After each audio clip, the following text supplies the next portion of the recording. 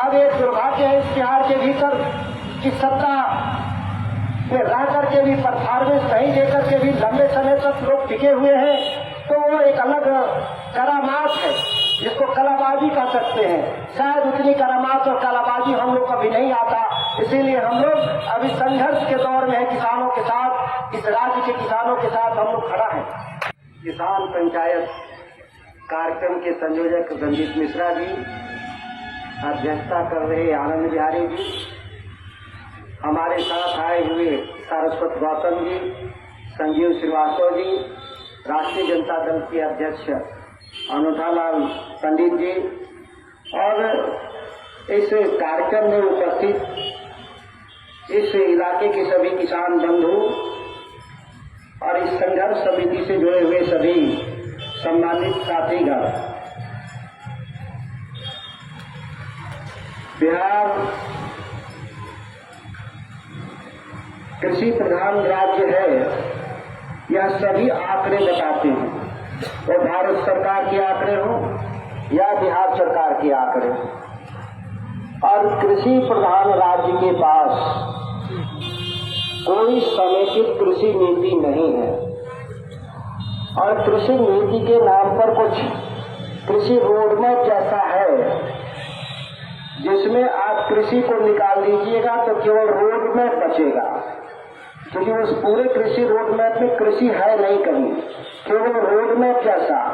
और रोडमैप का मतलब ये मैं कह रहा हूँ कि सड़क भी जो बनते हैं गांव देहात में, वो भी कृषि रोडमैप में भी दिखाया गया।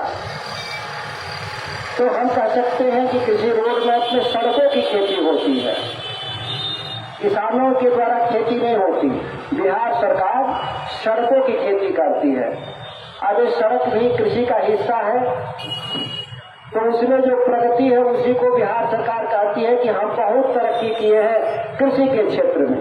तो खैर उनको मुबारक है यह व्याख्या। हम तो किसानों के खेतों में प्रगति होगा उसको हम मानते हैं कि उसमें प्रगति क्या है। ये सच है कि जिस इलाके से मैं आता हूँ वो धान और गेहूं का इलाका है। गन्ना तो आपसे मैंने सीखना भी है मुझे कि गन्ने की खेती और उसका बाजार कैसे चलता हुआ, मैं सीखने के लिए आया।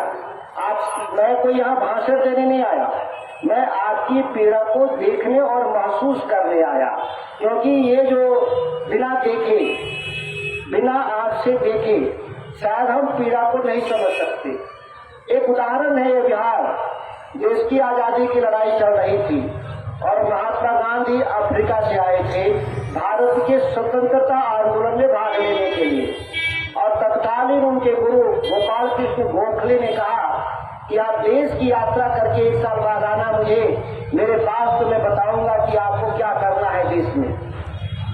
उस यात्रा के क्रम में, देश की यात्रा के क्रम में वो चले आए चंपारण, और चंपारण आते हैं तो नील की खेती करने वाले किसानों की तकलीफ के साथ वो करीब 3 से 4 महीना यहाँ रहते हैं। तो पूरी यात्रा थी उनकी, उसका 1/3 हिस्सा इसी बिहार में, इसी चंपारण में उन्होंने गुजारने का काम किया। तो मैं बार बार कहता हूँ कि गांधी तो, महात्मा गांधी इस देश में गांधी बनते ही, महात्मा बनते ही किसानों की लड़ाई से। देश की आजादी की लड़ाई तो बाद में शुरू होती है, और उन्होंने जो यहाँ की पीड़ा को महसूस किया, सब वो देश की आजादी की लड़ाई में इस राज्य और देश का किसान जब शरीक हुआ तो देश आजाद हुआ। लेकिन जो आजादी के जो हासिल जो मूल्य है हमारे पास, वो नई पीढ़ी भूल गई। नई पीढ़ी को लगता है कि ये बाजारवाद ही, यही देश का असल ताकत है। हम बाजारवाद के खिलाफ नहीं, हम इन बाजारों के सुदृढ़ीकरण के ही पक्ष में लड़ाई लड़ रहे हैं। वो बाजार शुरू होता है बीज से लेकर के। रंजीत मिश्रा जी कहे कि इस इलाके में कृषि विभाग उन फसलों का उत्पादन करा रहा था, उस वैरायटी का उत्पादन करा रहा था जो रिजेक्टेड था। अब रिजेक्टेड तो आधार पे कोई बीज होता है, एक तो इसकी उत्पादन की क्षमता कम हो, और दूसरी कृषि के क्षेत्र में जो गन्ने के क्षेत्र में रिकवरी बड़ा महत्वपूर्ण रखता है कि रिकवरी का रेट क्या है। चावल में भी रिकवरी होता है, 67% स्टैंडर्ड होता है। बहुत सारा जो पैडी है, धान है, उसमें 65-63% ही चावल निकलता है और कुछ वैरायटी होती है उसमें 72-73 किलो भी चावल पैदा होता है। तो ठीक उसी तरह से गन्ने में भी, तो गन्ना को लेकर के जो महत्वपूर्ण अवधारणा है, इस व्यापार को चलने की जो पूरी प्रक्रिया है गन्ने का, उसमें दो चीज बड़ा महत्वपूर्ण फैक्टर रखता है कि हमारा रिकवरी क्या है। भारत सरकार हो चाहे राज्य सरकार हो मानती है कि 11% के आसपास अगर चीनी की रिकवरी हो तो फैक्ट्रियां थोड़े मुनाफे में अच्छे तरीके से चलेंगी। महाराष्ट्र में तो ये रिकवरी रेट आज के दिन में 13% है। तो स्वाभाविक है कि कारोबारियों का माहौल महाराष्ट्र की तरफ ज्यादा है, बिहार की तरफ कम है। और दूसरा ये है कि प्रति हेक्टेयर हम उत्पादन कितना करते हैं। अगर उत्पादन को भी देखें तो जो भी आंकड़े देख रहे थे, कभी बिहार प्रति हेक्टेयर 60 टन प्रोडक्शन, और दूसरा ये है कि प्रति हेक्टेयर हम उत्पादन कितना करते हैं। अगर उत्पादन को भी देखें तो जो भी आंकड़े देख रहे थे, कभी बिहार प्रति हेक्टेयर 60 टन प्रोडक्शन करता था, जो अब घट के हो गया है 48 टन प्रति हेक्टेयर। और महाराष्ट्र में ठीक इसके उलट जब हम देखते हैं तो वहाँ 84 टन पिछली साल था, इस बार बढ़ करके वो 92 टन प्रति हेक्टेयर हो गया। तो जस्ट हम 2 गुना प्रोडक्शन वहाँ का किसान कर रहा है गन्ने के क्षेत्र में। अब सवाल पैदा होता है कि फिर अंतर क्या है, इसमें बिहार सरकार की भूमिका ही किस बात का। कृषि विभाग हो, गन्ना विभाग हो, सब एक ही तरह का विभाग है, नाम बदल के अलग अलग कर लीजिए, लेकिन है तो एक कृषि का सवाल। क्यों गन्ना विभाग को अलग चलाया जाता है, हमको भी आज तक नहीं समझ नहीं आया। ये तो एक ही विभाग है, क्योंकि उसके अधिकारी जितने हैं गन्ना विभाग के, वो सब आते हैं कृषि विभाग से। अब वो आते हैं तो जो अधिकारी है वो गड़बड़ी कर फिर भाग जाता है कृषि विभाग में, और फिर दूसरा गड़बड़ अधिकारी चला आता है इस विभाग में। तो कुल खेल ये है कि गन्ना विभाग इनको दंडित नहीं कर सकता, वो दंड देना होगा तो कृषि विभाग। और चूंकि कृषि विभाग में जाता है तो कृषि मंत्री सोचता है कि दूसरे विभाग से आया और गया, चाहे अपना हाथ साफ करना है, क्या गंदा करना है, छोड़ दो। जैसे होता है ना, फांसी देने का काम कृषि विभाग का है अधिकारियों को, तो सोचता है कि तो गन्ना विभाग में गड़बड़ी क्या है, छोड़ दो। क्योंकि मैं इसलिए कर रहा हूँ, 1.5 महीना में मंत्री था तो कुछ गन्ना विभाग के अधिकारियों का फाइल मेरे पास आया था, क्योंकि उसी मेरे विभाग के अधिकारी इस विभाग में गए थे। तो मैं समझने का प्रयास किया था, लेकिन बहुत अवसर नहीं मिला। मैं 45 दिन में इसलिए कहा था कि जिस दिन मैं मंत्री बना था उसी भी अपने स्वागत भाषण में बोला था कि जिस दिन हम किसानों के पक्ष में निर्णय नहीं ले पाएंगे, मुझे 1 मिनट भी नहीं लगेगा इस पद से अलविदा कहते। और हमने 45वें दिन अलविदा कह दिया महात्मा गांधी के जयंती के दिन, क्योंकि मैं महात्मा गांधी के आदर्शों पे चलने वाले लोग हैं।